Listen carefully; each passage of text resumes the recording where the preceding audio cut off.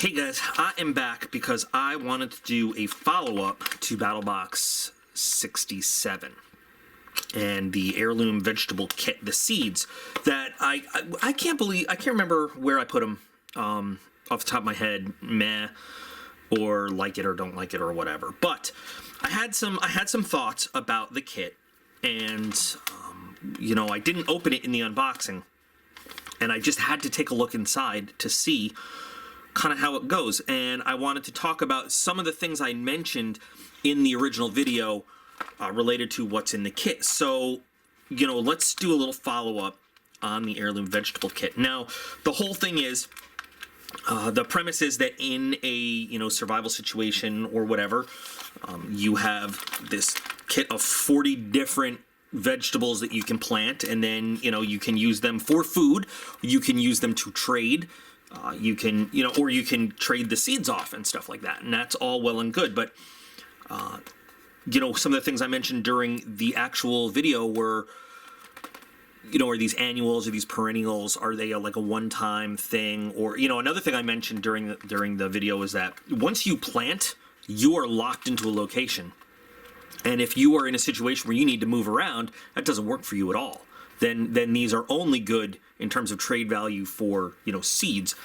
You can't eat seeds. You can't. And if you don't have the time, and I mean months, to stay in one location to grow stuff, then this is kind of, what are you going to do with it? But so I opened it up, and I kind of liked what I saw inside. Now, you get a little book, which is cool. This is very similar to, like, if you've ever gone seed shopping at any kind of place, Walmart or Target or a local hardware store, or, an actual growing place. What would you even call them? I don't know. When you buy a thing of seeds, on the back of the package, you get this kind of information, which is really cool, that tells you all about it. But we'll look at that in a second. Now, they are small packages of seeds. Somebody had pointed them out, that they're very small packages. But you know what? You're not getting less, like, honestly, when you get one of those big envelopes of seeds, you're not getting much more seeds than this in the big package. Because you don't need a whole lot of seeds to actually grow. You need a handful of them. Not all of them will germinate, not all of them will sprout. But, this gives you enough, and it tells you in the information to put like 1 seed in a hole, 2 or 3 seeds in a hole, whatever. And remember, you're not growing a farm, you're growing food to either trade off or feed yourself and maybe some other people. So you get your 40 different seeds, and, like now the pea, obviously they're much bigger, so you get less than, say, these eggplant ones, you can feel they're very tiny. You get a whole lot in there, but they're all very clearly marked, which is cool. Not sure why some of them come in different packaging, but there they are.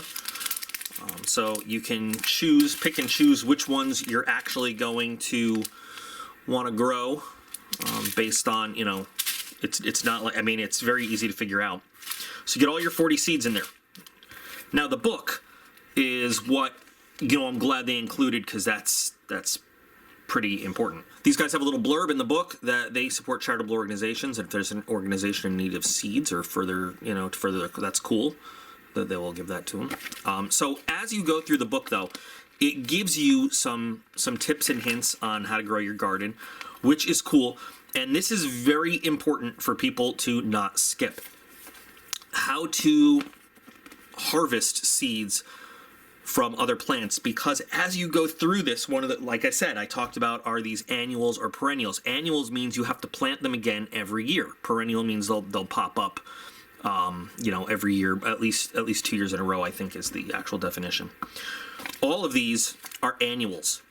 So one thing, oh wait, there's one perennial. I didn't see that before, so that's cool. One of the things that you want to be careful of is, if you were planting this, and this is like whether it's survival or you just want to grow a garden, once you're done with these seeds and you plant them and you grow, that's it. You harvest the food, that's it. So you do need to be careful if you want to do this more than one season, to harvest some seeds from the plants and prepare them for growing again the next season. Now there's a couple in here, as I'm seeing now, that are biannual, that are perennial, like that. But for the most part, you need to harvest seeds as you go. So one big mistake would be to plant all the food, harvest all the food, eat all the food, and then you're SOL because you don't have the ability to grow anything else, you know, after that. They're all annuals. But each one gives you some pretty good instructions. We'll just, I don't know, we'll take pickling cucumbers and eggplants. So it gives you all the instructions you need to know. The USDA zone, these are the zones. There's a map in the back, I think. Where's that map? So you see the map here is color coordinated, and then it's the zones. And it's basically the temperature, you know, constraints for the different plants and everything. So if you want to do, we'll use watermelon actually now because it's right here. So the watermelon grows really well in zones 5 through 9, but not so much the others, you know, so it helps you plan where you are, so you're not wasting seeds, you know, planting where they're not going to go. But it gives you, like, basically everything that you need to know, including its resistance to cold and frost. Some interesting, you know, just the instructions and, you know, how long it should take for plants to reach maturity, how long you should take to see them start sprouting and stuff like that. I mean, this is actually, it's a pretty good kit with all this different stuff, giving you all the information and everything. And for the most part, a lot of these things grow well together with the same kind of growth cycle and timing and everything. There are some that take a little longer, some that don't, but you know, my point is, you're not gonna. You can plant them all at once, or you can space them out. But I mean, you can grow effectively if you plant them. You know, if you plant them all, you know, as a group, you can have just kind of a nice rolling cycle. Except for asparagus here, which takes 2 to 3 years. So you better prepare now.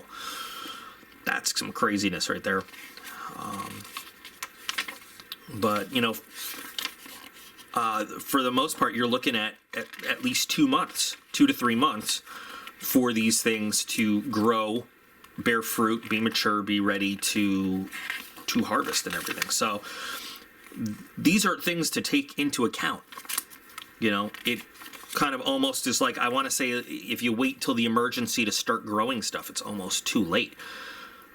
You sort of want to plan ahead and figure, well, the world is going to absolute shit. I need to start growing stuff now. Or, like I said, you know, if you find a good location to wait out whatever your situation is, you know, and you have a few months in one place, then you can start growing stuff. If you harvest the seeds, which you should, and it tells you how to do that, then, of course, you can, you know, spend a little bit of time here, plant, go over there, plant, or just replant your thing, you know, in one place. I think what's cool about this is, though, honestly, if you want to start a home garden with lots of stuff, it gives you a lot of different options. And come late springtime, when it's nice and warm and sunny here, we're actually going to plant, if not all of these, most of these. I don't know if we're gonna plant all of them, and I'll do another video on, you know, the whole process. Not that I'm a gardening type guy, but we've done home gardens before. And I will tell you, though, it is an awesome feeling, really awesome feeling, when you actually plant stuff and you go through all the motions that it takes to, you know, watch them come up, and then you actually, you know, you're sitting down and you're eating the stuff you've grown. That is really cool. And I used to grow, among other stuff, we grew really, really delicious banana peppers that I kind of pickled and jarred, and I put them on everything. They were delicious, so... That's just a little quick follow-up on the seed kit, because there were some questions. So, still, you know, I don't know if I'd put it in like it, because I feel like this is more of a long-term project than a you know, quick survival type thing. I mean, I do like it, but in terms of the box, I'm gonna put it in meh, because I'll remind you guys again, meh doesn't mean it's bad quality. Meh means it's not the kind of thing that really thrills me to get in the box.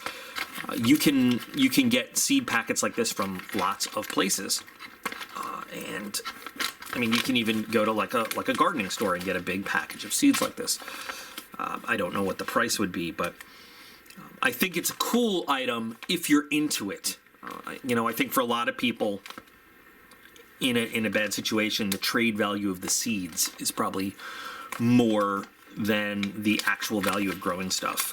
I don't know how many people are going to take the time to grow all this, but we will grow some of them. Unfortunately, now it's, you know, getting too cold to start planting stuff, and it's wintry and all that, so we don't want to do that. But definitely,